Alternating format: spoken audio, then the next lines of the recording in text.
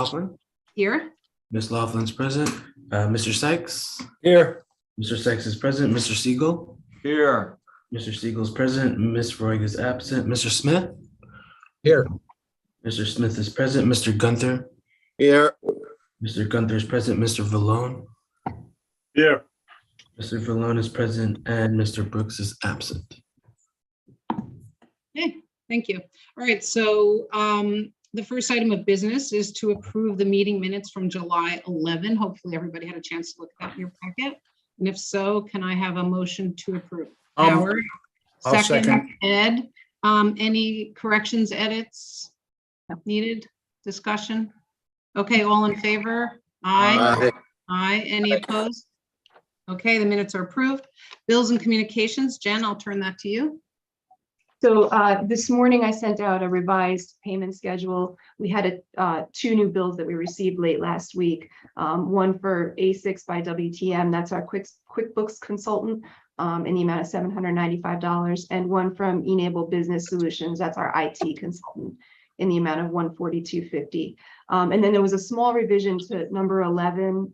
That's a return of funds to SVG 26 LLC. And because a little bit of interest accrued on the relevant sales tax escrow account at the end of July, that amount went up by a few cents. So that's $77.40 and 28.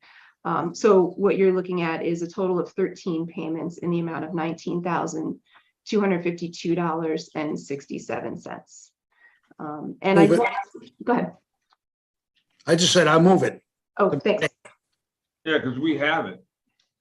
Right, we have it. Okay, can I have a second, please? Second.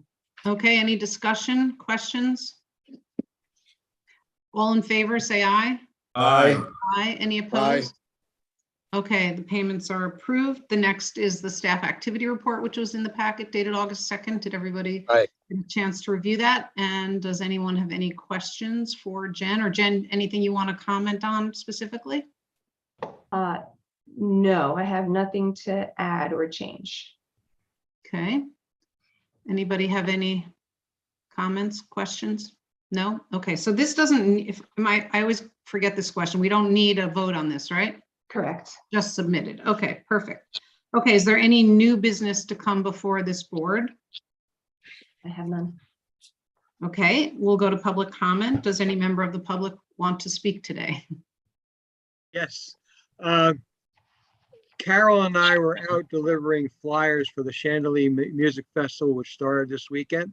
Mhm. And we went to Days Inn and we went to the one in Monticello, whatever The it Best is. Western?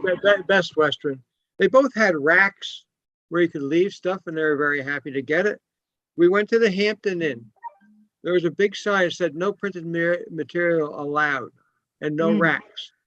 And I was really pissed because when they applied for $80,000 in just mortgage tax alone, and that was 40,000 to the county, 20 to the town, 10, 20 to the state, and they're doing nothing for us. So here's my deal. Claw back, take it all away. If they cannot have racks there and support local businesses by promoting things in the area, we should not be promoting them with sales tax abatements or any abatements at all. I don't care. Maybe How the about first this? How step about should be this? How about we just have a conversation with them, okay? That's And what I was going to say. Start with that. They're Okay, providing beds, which are great, but I think maybe somebody have a conversation. and Well, just I a think point of order, I'm going to remind our board, this is the public's opportunity to comment. It's not a give and take. However, Ken, I think your comment is duly noted. Absolutely. Good answer. let me comment on what you just said, though. Okay. Okay. There's nothing in the open meetings law that prevents anybody from any board responding to a member or to a comment made by any member. If you want to make Okay. that your policy, you can make that your policy. But if people feel that they want to speak up, they can do that. There's nothing that prevents that. In fact, I find it really not beneficial to all, because if somebody's making a comment that needs information to flesh out and make better understanding, I think it should be that way. And so whoever watches or whoever's listening finds out the whole story. I just find out it's just a short-sightedness to not participate. But I believe that the IDA should have a serious conversation with Mr. Patel on this issue. And if it's a corporate issue, fine, no tax break. If they don't want to cooperate with the local people, they don't need our help. I think Phil has the right approach to start. The IDA talked to Mr. Patel. Okay, I agree. thank you. Thank you, Ken. Then there's Facebook. Any other member of the And there's public what? want to speak? Facebook. And all No, that- I think Facebook shouldn't replace common sense and conversation. So. There's a place for it when you use it right. Mr. Abraham, I see you as well. Any, do you have any public comment? Okay, seeing no other member of the public, I think we can now have a motion to adjourn the IDA meeting. So moved.